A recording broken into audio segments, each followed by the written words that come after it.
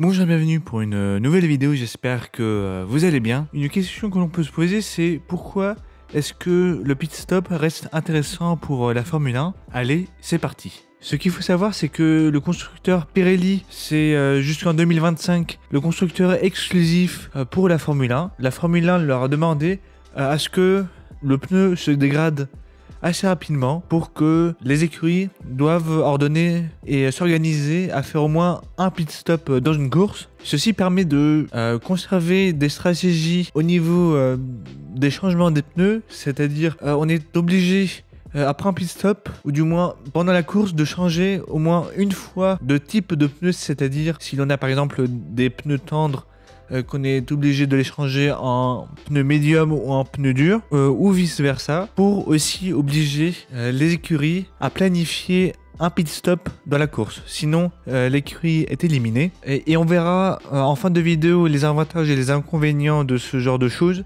Mais si l'on est sous la pluie, c'est toute une autre histoire. On n'est pas obligé de changer de pneu. Ce qui veut dire, c'est que l'on peut garder le même pneu pendant toute une course. Ce qui est peu probable vu que les pneus perdent rapidement en performance. Et ce qui casse aussi la tête aux ingénieurs si ils doivent pit ou pas l'un de leurs pilotes. Et tout dépend si ils consomment beaucoup leurs pneus ou pas. Et les pit stops devenant de plus en plus rapides, la FIA voulait depuis le Grand Prix d'Hongrie de 2021, donc le 1er août, que les pit stops soient ralentis, que les pit stops soient au-dessus des 2 secondes pour avoir une meilleure sécurité lorsque l'on change les pneus des pilotes. Et la raison, c'est que c'est pour préserver le temps de réaction de tout le monde, donc de l'équipe des mécaniciens. Et ça reste totalement compréhensible, même si Red Bull arrivait quand même à défier et à dépasser la pit stop, à être en dessous de 2 secondes, plusieurs fois même. Et ceci reste totalement impressionnant. Et d'autant plus, il faut au minimum 0,2 secondes de différence entre lorsque tous les mécaniciens relâchent leur gun, et oui, ça s'appelle un gun, et que le feu vert soit donné pour relâcher le pilote. Et c'est pour ça que dernièrement on a vu que la pit stop tourne plus vers 2,5 et 3 secondes. C'est vrai que ceci au début est déroutant, mais je pense qu'on va s'y faire et que c'est bien qu'ils mettent ce genre de choses en place au niveau de la sécurité. Et donc Red Bull ne peut plus briser leur propre record du monde au niveau de meilleur temps au pit stop. Mais de toute façon, ce qui est déjà pas mal de faire 1,88 secondes pour changer 4 pneus avec 20 à 25 mécaniciens. Mais maintenant, revenons au cœur du sujet de la vidéo. Est-ce que le pit stop en Formule 1 reste quand même un bon moyen à ce que la course reste intéressante? Est-ce que la Formule 1 est inintéressante avec le fait que l'on ait des pit stops en pleine course?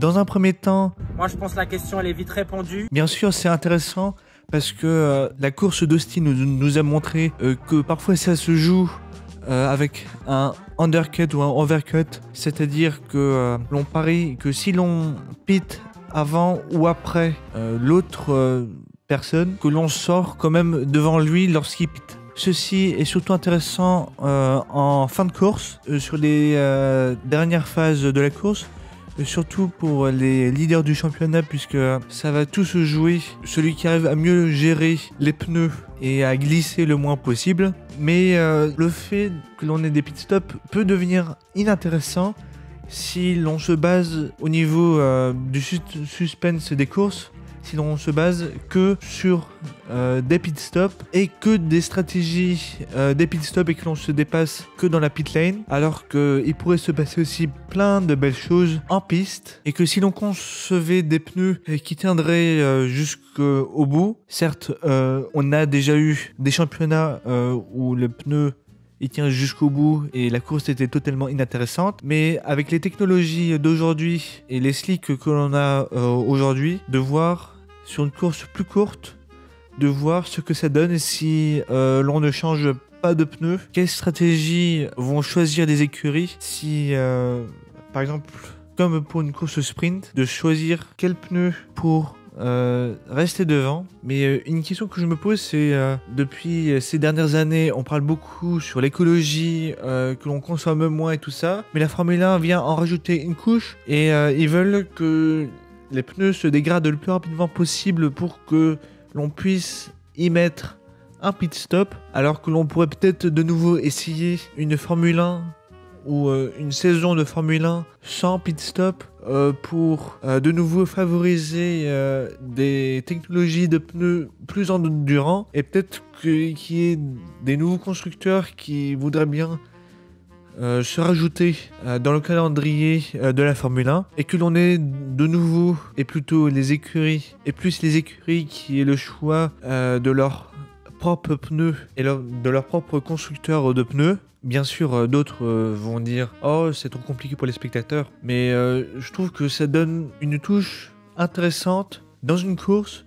Si une écurie avec son constructeur de pneus s'y trouve le composant idéal pour gagner plusieurs courses, voire le championnat. Et c'est pour ça que, pour un aspect, je trouve que les pit stops, c'est inintéressant. Mais de l'autre, ça permet aussi de rajouter des stratégies en plus pour se doubler hors piste. Et donc, au niveau des stands et au niveau des pit stops. N'hésitez pas de me dire en commentaire ce que vous auriez fait si vous aviez été chef de la Formule 1 ou chef de la FIA. Et sinon, à vendredi prochain à 18 h, n'hésitez pas à vous abonner, d'activer les notifications et de mettre un petit pouce bleu. Ça permet de soutenir le travail qui est fait. Et sinon, à vendredi prochain, allez, ciao!